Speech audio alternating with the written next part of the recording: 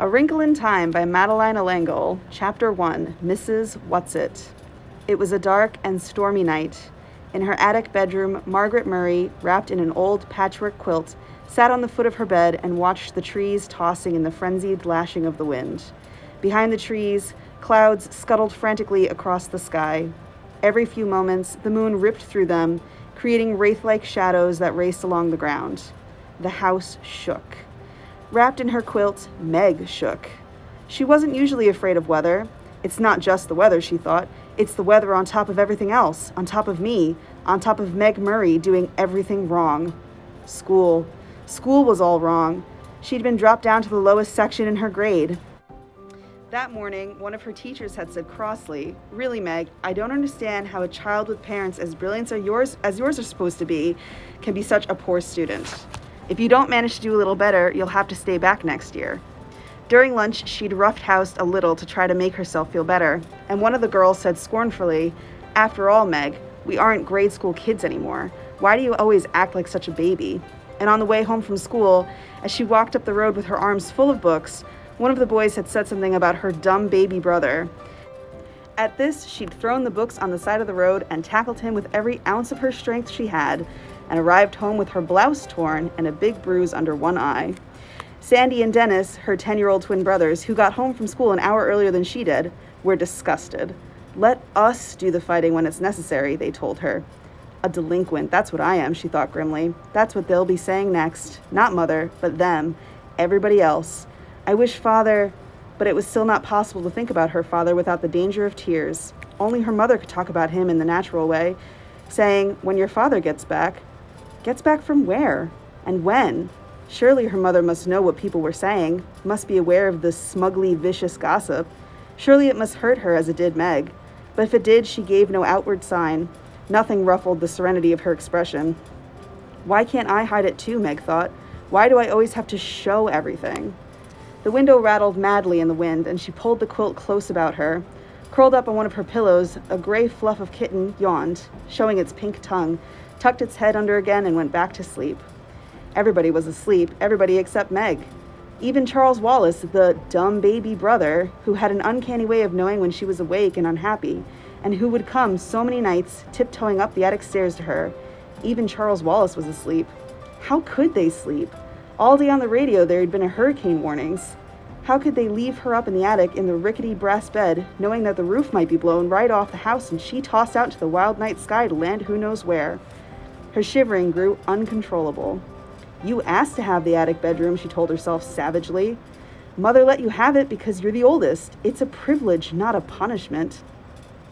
"Not during a hurricane it isn't a privilege," she said aloud. She tossed the quilt down on the foot of the bed and stood up. The kitten stretched luxuriously and looked up at her with huge, innocent eyes. "Go back to sleep," Meg said. "Just be glad you're a kitten and not a monster like me." She looked at herself in the wardrobe mirror and made a horrible face, bearing a mouthful of teeth covered with braces. Automatically, she pushed her glasses into position, ran her fingers through her mouse brown hair so that it stood wildly on end, and let out a sigh almost as noisy as the wind. The wide wooden floorboards were cold against her feet. Wind blew in the crevices about the window frame, in spite of the protection of the storm sash was supposed to offer. She could hear wind howling in the chimneys. From all the way downstairs, she could hear Fortinbras, the big black dog, starting to bark. He must be frightened too. What was he barking at? Fortinbras never barked without reason. Suddenly, she remembered that when she had gone to the post office to pick up the mail, she'd heard about a tramp who was supposed to have stolen 12 sheets from Mrs. Buncombe, the constable's wife. They hadn't caught him, and maybe he was heading for the Murray's house right now, isolated on a back road as it was. And this time, maybe he'd be after more than sheets. Meg hadn't paid much attention to the talk about the tramp at the time, because the postmistress, with a sugary smile, had asked if she'd heard from her father lately. She left her little room and made her way through the shadows of the main attic, bumping against the ping-pong table. "Now I'll have a bruise on my hip on top of everything else," she thought. Next, she walked into her old doll's house, Charles Wallace's rocking horse, the twins' electric trains. "Why must everything happen to me?" she demanded of the large teddy bear. At the foot of the attic stairs, she stood still and listened. Not a sound from Charles Wallace's room on the right. On the left, in her parents' room, not a rustle from her mother sleeping alone in the great double bed. She tiptoed down the hall and into the twins' room, pushing again at her glasses as though they can help her to see better in the dark. Dennis was snoring. Sandy murmured something about baseball and subsided. The twins didn't have any problems. They weren't great students, but they weren't bad ones either. They were perfectly content with the succession of B's and an occasional A or C. They were strong and fast runners and good at games. And when cracks were made about anybody in the Murray family, they weren't made about Sandy and Dennis. She left the twins' room and went on downstairs, avoiding the creaking seventh step. Fortinbras had stopped barking. It wasn't the tramp this time, then. Fort would go on barking if anybody was around. But suppose the tramp does come. Suppose he has a knife. Nobody lives near enough to hear if we screamed and screamed and screamed. Nobody'd care anyhow. I'll make myself some cocoa, she decided. That'll cheer me up, and if the roof blows off, at least I won't go off with it. In the kitchen, a light was already on, and Charles Wallace was sitting at the table drinking milk and eating bread and jam. He looked very small and vulnerable sitting there alone in the big old-fashioned kitchen, a blond little boy in faded blue Dr. Denton's, his feet swinging a good 6 inches off the floor. "Hi," he said cheerfully. "I've been waiting for you." From under the table, where he was laying at Charles Wallace's feet, hoping for a crumb or two, Fortinbras raised his slender dark head in greeting to Meg, and his tail thumped against the floor. Fortinbras had arrived on their doorstep, a half-grown puppy, scrawny and abandoned, one winter night. He was, Meg's father had decided, part Llewellyn setter and part greyhound, and he had a slender, dark beauty that was all his own. "Why didn't you come up to the attic?" Meg asked her brother, speaking as though he were at least her own age. "I've been scared stiff." "Too windy up in that attic of yours," the little boy said. "I knew you'd be down. I put some milk on the stove for you. It ought to be hot by now." How did Charles Wallace always know about her? How could he always tell? He never knew or seemed to care what Dennis or Sandy were thinking. It was his mother's mind and Meg's that he probed with frightening accuracy. Was it because people were a little afraid of him that they whispered about the Murray's youngest child, who was rumored to be not quite bright? "I've heard that clever people often have subnormal children," Meg had once overheard. "The two boys seem to be nice, regular children, but that unattractive girl and the baby boy certainly aren't all there." It was true that Charles Wallace seldom spoke when anybody was around, so that many people thought he'd never learn to talk, and it was true that he hadn't talked at all until he was almost 4. Meg would turn white with fury when people looked at him and clucked, shaking their heads sadly. "Don't worry about Charles Wallace, Meg," her father had once told her. Meg remembered it very clearly, because it was shortly before he went away. "There's nothing the matter with his mind. He just does things in his own way and in his own time." "I don't want him to grow up to be dumb like me," Meg had said. "Oh, my darling, you're not dumb," her father answered. "You're like Charles Wallace. Your development has to go at its own pace. It just doesn't happen to be the usual pace." "How do you know?" Meg had demanded. "How do you know I'm not dumb? Isn't it just because you love me?" "I love you, but that's not what tells me. Mother and I have given you a number of tests, you know." Yes, that was true. Meg had realized that some of the games her father played with her were tests of some kind, and that there had been more for her and Charles Wallace than for the twins. "IQ tests, you mean?" "Yes, some of them." "Is my IQ okay?" "More than okay." "What is it?" "I'm not going to tell you, but it assures me that both you and Charles Wallace will be able to do pretty much whatever you like when you grow up yourselves. You just wait till Charles Wallace starts to talk. You'll see." How right he had been about that, though he himself had left before Charles Wallace began to speak. Suddenly, with none of the usual baby preliminaries, using entire sentences. How proud he would have been. "You better check the milk," Charles Wallace said to her Meg now, his diction clearer and cleaner than that of most 5-year-olds. "You know you don't like it when it gets a skin on top." "You put in more than twice enough milk," Meg peered into the saucepan. Charles Wallace nodded serenely. "I thought Mother might like some." "I might like what?" a voice said, and there was their mother standing in the doorway. "Cocoa," Charles Wallace said. "Would you like a liverwurst and cream cheese sandwich? I'll be happy to make you one." "That would be lovely," Mrs. Murray said, "but I can make it myself if you're busy." "No trouble at all." Charles Wallace slid down from the chair and trotted over to the refrigerator, his pajamaed feet patting softly as a kitten's. "How about you, Meg?" he asked. "Sandwich?" "Yes, please," she said, "but not liverwurst. Do we have any tomatoes?" Charles Wallace peered into the crisper. "One. All right if I use it on Meg, Mother?" "To what better use could it be put?" Mrs. Murray smiled. "But not so loud, please, Charles. That is, unless you want the twins downstairs, too." "Let's be exclusive," Charles Wallace said. "That's my new word for the day. Impressive, isn't it?" "Prodigious," Mrs. Murray said. "Meg, come let me look at that bruise." Meg knelt at her mother's feet. The warmth and light of the kitchen had relaxed her so that her attic fears were gone. The cocoa steamed fragrantly in the saucepan, geraniums bloomed on the windowsills, and there was a bouquet of tiny yellow chrysanthemums in the center of the table. The curtains, red with a blue and green geometrical pattern, were drawn and seemed to reflect their cheerfulness throughout the room. The furnace purred like a great, sleepy animal. The lights glowed with steady radiance. Outside, alone in the dark, the wind still battered against the house, but the angry power that had frightened Meg while she was alone in the attic was subdued by the familiar comfort of the kitchen. Underneath Mrs. Murray's chair, Fortinbras let out a contented sigh. Mrs. Murray gently touched Meg's bruised cheek. Meg looked up at her mother, half in loving admiration, half in sullen resentment. It was not an advantage to have a mother who was a scientist and a beauty as well. Mrs. Murray's flaming red hair, creamy skin, and violet eyes with long dark lashes seemed even more spectacular in comparison with Meg's outrageous plainness. Meg's hair had been passable as long as she wore it in tidily braids. When she went into school, it was cut, and now she and her mother struggled with putting it up, but one side would come out curly and the other straight so that she looked even plainer than before. "You don't know the meaning of moderation, do you, my darling?" Mrs. Murray asked. "A happy medium is something I wonder if you'll ever learn. That's a nasty bruise the Henderson boy gave you. By the way, shortly after you'd gone to bed, his mother called up to complain about how badly you'd hurt him. I told her that since he's a year older and at least 25 pounds heavier than you are, I thought I was the one who ought to be doing the complaining. But she seemed to think it was all your fault." "I suppose that depends on how you look at it," Meg said. "Usually, no matter what happens, people think it's my fault, even if I have nothing to do with it at all. But I'm sorry I tried to fight him. It's just been an awful week, and I'm full of bad feeling." Mrs. Murray stroked Meg's shaggy head. "Do you know why?" "I hate being an oddball," Meg said. "It's hard on Sandy and Dennis, too. I don't know if they're really like everybody else, or if they're just able to pretend they are. I try to pretend, but it isn't any help." "You're much too straightforward to be able to pretend to be what you aren't," Mrs. Murray said. "I'm sorry, Meglet. Maybe if Father were here, he could help you, but I don't think I could do anything until you've managed to plow through some more time. Then things will be easier for you. That isn't much help right now, is it? Maybe if I weren't so repulsive looking, maybe if I were pretty like you." "Mother's not a bit pretty. She's beautiful," Charles Wallace announced, slicing liverwurst. "Therefore, I bet she was awful at your age." "How right you are," Mrs. Murray said. "Just give yourself time, Meg." "Lettuce on your sandwich, Mother?" Charles Wallace asked. "No, thanks." He cut the sandwich into sections, put it on a plate, and set it in front of his mother. "Yours will be along in just a minute, Meg. I think I'll talk to Mrs. Whatsit about you." "Who's Mrs. Whatsit?" Meg asked. "I think I want to be exclusive about her for a while," Charles Wallace asked. "Onion salt?" "Yes, please."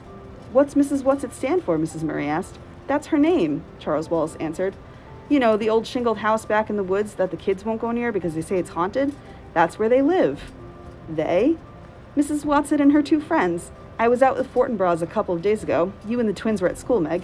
We like to walk in the woods, and suddenly he took off after a squirrel, and I took off after him, and we ended up by the haunted house. So I met them by accident, as you might say." "But nobody lives there," Meg said. "Mrs. Whatsit and her friends do. They're very enjoyable." "Why didn't you tell me about it before?" Mrs. Murray asked. "And you know you're not supposed to go off our property without permission, Charles." "I know," Charles Wallace said. "That's one reason I didn't tell you. I just rushed off after Fortinbras without thinking. And then I decided, well, I better save them for an emergency anyhow." A fresh gust of wind took the house and shook it, and suddenly the rain began to lash against the windows. "I don't think I like this wind," Meg said nervously. "We'll lose some shingles off the roof, that's certain," Mrs. Murray said. "But this house has stood for almost 200 years, and I think it will last a little longer, Meg. There's been many a high wind up on this hill." "But this is a hurricane," Meg wailed. "The radio kept saying it was a hurricane." "It's October," Mrs. Murray told her. "There have been storms in October before." As Charles Wallace gave Meg her sandwich, Fortinbras came out from under the table. He gave a long, low growl, and they could see the dark fur slowly rising on his back. Meg felt her own skin prickle. "What's wrong?" she asked anxiously. Fortinbras stared at the door that opened into Mrs. Murray's laboratory, which was in the old stone dairy right off the kitchen. Beyond the lab, a pantry led outdoors, though Mrs. Murray had done her best to train the family to come into the house through the garage door or the front door and not through her lab. But it was the lab door and not the garage door towards which Fortinbras was growling. "You didn't leave any nasty-smelling chemicals cooking over a Bunsen burner, did you, Mother?" Charles Wallace asked. Mrs. Murray stood up. "No, but I think I'd better go see what's upsetting Fort anyhow." "It's the tramp. I'm sure it's the tramp," Med said nervously. What tramp? Charles Wallace asked. They were saying at the post office this afternoon that a tramp stole all of Mrs. Buncombe's sheets. We'd better sit on the pillowcases then, Mrs. Murray said lightly. I don't think even a tramp would be out on a night like this, Meg. But that's probably why he is out, Meg wailed, trying to find a place not to be out. In which case, I'll offer him the barn until morning. Mrs. Murray went briskly to the door. I'll go with you, Meg's voice was shrill. No, Meg, you stay with Charles and eat your sandwich. Eat? Meg exclaimed as Mrs. Murray went out into the lab. How does she expect me to eat? Mother can take care of herself, Charles said. Physically, that is. But he sat in his father's chair at the table and his legs kicked at the rungs. And Charles Wallace, unlike most small children, had the ability to sit still. After a few moments that seemed like forever to Meg, Mrs. Murray came back in, holding the door open for... Was it the tramp? It seemed small for Meg's idea of a tramp. The age or sex was impossible to tell, for it was completely bundled up in clothes. Several scarves of assorted colors were tied about the head, and a man's felt hat perched atop. A shocking pink stole was knotted about a rough overcoat, and black rubber boots covered the feet. Mrs. Whatsit, Charles said suspiciously, what are you doing here? And at this time of night, too? Now, don't you be worried, my honey, a voice emerged from among turned-up collared coat, stole, scarves, and hat, a voice like an unoiled gate, but somehow not unpleasant. Mrs. Whatsit says she lost her way, Mrs. Murray said. Would you care for some hot chocolate, Mrs. Whatsit? Charmed, I'm sure, Mrs. Whatsit answered, taking off the hat and the stole. It isn't so much that I lost my way, as that I got blown off course. And when I realized that I was at little Charles Wallace's house, I thought I'd just come in and rest a bit before proceeding on my way. How did you know this was Charles Wallace's house? Meg asked. By the smell, Mrs. Whatsit untied a blue and green paisley scarf, a red and yellow flowered print, a gold Liberty print, a red and black bandana. Under all of this, a sparse quantity of grayish hair was tied in a small but tidy knot at the top of her head. Her eyes were bright, her nose a round, soft blob, her mouth puckered like an autumn apple. My, but it's lovely and warm in here, she said. Do sit down, Mrs. Murray indicated a chair. Would you like a sandwich, Mrs. Whatsit? I've had liverwurst and cream cheese, Charles has had bread and jam, and Meg lettuce and tomato. Now let me see, Mrs. Whatsit pondered. I'm passionately fond of Russian caviar. You peaked, Charles cried indignantly. We're saving that for Mother's birthday and you can't have any. Mrs. Whatsit gave a deep and pathetic sigh. No, Charles Wallace said. Now, you mustn't give in to her, Mother, or I shall be very angry. How about tuna fish salad? All right, Mrs. Whatsit said meekly. I'll fix it, Meg offered, going to the pantry for a can of tuna fish. For crying out loud, she thought, this old woman comes barging in on us in the middle of the night, and Mother takes it as though there weren't anything peculiar about it at all. I'll bet she is the tramp. I'll bet she did steal those sheets. And she's certainly no one Charles Wallace ought to be friends with, especially when he won't even talk to ordinary people. I've only been in the neighborhood a short time, Mrs. Whatsit was saying, as Meg switched off the pantry light and came back into the kitchen with the tuna fish. And I didn't think I was going to like the neighbors at all until dear little Charles came over with his dog. Mrs. Whatsit, Charles Wallace demanded severely, why did you take Mrs. Buncombe's sheets? Well, I needed them, Charles dear. You must return them at once. But Charles dear, I can't. I've used them. It was very wrong of you, Charles Wallace scolded. If you needed sheets that badly, you should have asked me. Mrs. Whatsit shook her head and clucked. You can't spare any sheets. Mrs. Buncombe can. Meg cut up some celery and mixed it in with the tuna. After a moment's hesitation, she opened the refrigerator door and brought out a drawer of little sweet pickles. Though why I'm doing it for her, I don't know, she thought, as she cut them up. I don't trust her one bit. Tell your sister I'm all right, Mrs. Whatsit said to Charles. Tell her my intentions are good. The road to hell is paved with good intentions, Charles intoned. My, but isn't he cunning, Mrs. Whatsit beamed at him fondly. It's lucky he has someone to understand him. But I'm afraid he doesn't, Mrs. Murray said. None of us is quite up to Charles. But at least you aren't trying to squash him down, Mrs. Whatsit nodded her head vigorously. You're letting him be himself. Here's your sandwich, Meg said, bringing it to Mrs. Whatsit. Do you mind if I take off my boots before I eat? Mrs. Whatsit asked, picking up the sandwich nevertheless. Listen, she moved her feet up and down in her boots, and they could hear water squelching. My toes are ever so damp. The trouble is that these boots are a mite too tight for me, and I never can take them off by myself. I'll help you, Charles Office. Not you. You're not strong enough. I'll help, Mrs. Murray squatted at Mrs. Whatsit feet, yanking on one slick boot. When the boot came off, it came suddenly. Mrs. Murray sat down with a thump. Mrs. Whatsit went tumbling backwards with the chair onto the floor, sandwich held high in one old claw. Water poured out of the boot and ran over the floor and the big braided rug. "Oh, dearie me," Mrs. Whatsit said, lying on her back in the overturned chair, her feet in the air, one in a red and white striped sock, the other still booted.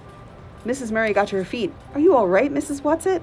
"If you have some liniment, I'll put it on my dignity," Mrs. Whatsit said, still supine. "I think it's sprained. A little oil of cloves mixed well with garlic is rather good," and she took a large bite of sandwich. "Do please get up," Charles said. "I don't like to see you lying there that way. You're carrying things too far." "Have you ever tried to get to your feet with a sprained dignity?" But Mrs. Whatsit scrambled up, right at the chair, and then sat back down on the floor. The booted foot stuck out in front of her, and she took another bite.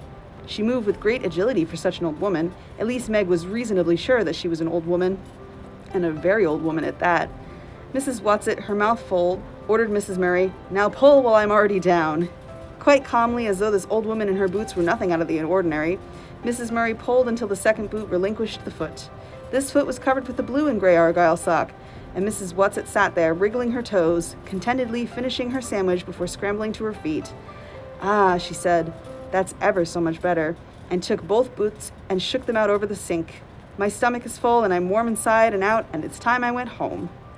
"Don't you think you'd better stay till morning?" Mrs. Murray asked. "Oh, thank you, dearie, but there's so much to do. I just can't waste time sitting around frivoling." "It's much too wild a night to travel in." "Wild nights are my glory," Mrs. Whatsit said. "I just got caught in a downdraft and blown off course." "Well, at least till your socks are dry. Wet socks don't bother me. I just didn't like the water squishing around my boots. Now don't worry about me, lamb." Lamb was not a word one would ordinarily think of calling Mrs. Murray. "I shall just sit down for a moment and pop on my boots, and then I'll be on my way. Speaking of ways, pet, by the way, there is such a thing as a tesseract." Mrs. Murray went very white, and with one hand reached backward and clutched at a chair for support. Her voice trembled. "What did you say?" Mrs. Whatsit tugged on her second boot. "I said," she grunted, shoving her foot down in, "that there is, shove, such a thing, shove, as a tesseract." Her foot went down into the boot, and grabbing shawls, scarves, and a hat, she hustled out the door. Mrs. Murray stayed very still, making no move to help the old woman. As the door opened, Fortinbras streaked in, panting, wet and shiny as a seal. He looked at Mrs. Murray and whined. The door slammed. "Mother, what's the matter?" Meg cried. "What does she say? What is it?" "The tesseract," Mrs. Murray whispered. What did she mean? How could she have known?